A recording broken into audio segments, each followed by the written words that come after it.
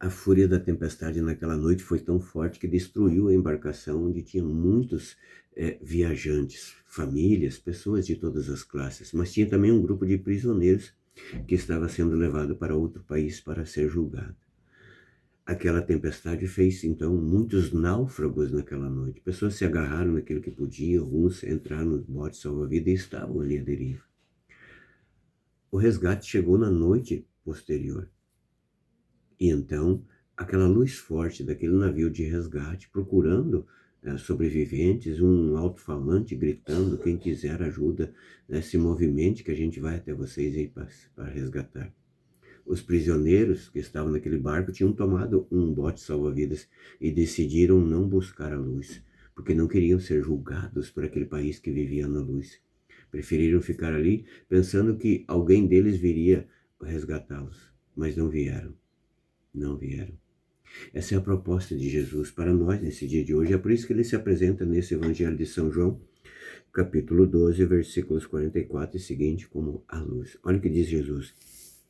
Entretanto, exclamou em alta voz: aquele que crê em mim, crê não em mim, mas naquele que me enviou. E aquele que me vê aquele que me enviou. Eu vim como a luz ao mundo, assim como todo aquele que crer em mim não ficará nas trevas. Os judeus, eles acreditavam em Deus Pai. Eles acreditavam. Eles tinham fé em Deus, mas não no Deus Filho.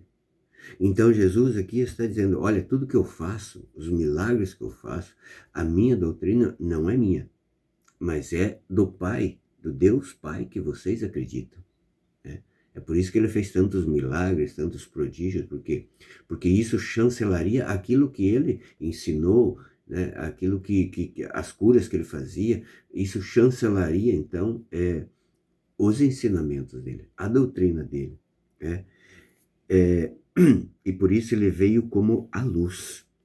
Se alguém ouve as minhas palavras e não as guardas, eu não o condenarei, porque não vim para condenar o mundo, mas para salvá-lo. Olha só, Jesus veio para salvar o mundo. E não haverá julgamento para quem não crê em Jesus. Porque aqueles que não creem em Jesus nem sequer vão ao tribunal, porque já estão julgados. Já fizeram a sua decisão.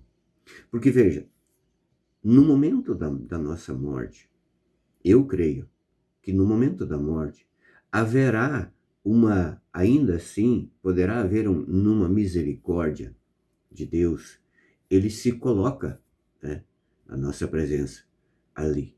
E se nós o reconhecermos, ainda haverá uma misericórdia. Essa é a minha opinião, que eu acredito. É por isso que nós temos que criar intimidade com ele. Porque se naquele momento nós reconhecermos realmente quem ele é e o buscarmos com toda a humildade, eu creio que poderá haver uma chance. Tem um santo que diz que no momento da nossa morte, na hora do julgamento, Jesus nos levaria a qualquer lugar do mundo onde estivesse celebrando a missa. E no momento que o sacerdote eleva o pão, né, ali onde Jesus se transubstancia, se nós o reconhecermos como Jesus ali na hóstia, nós seremos salvos.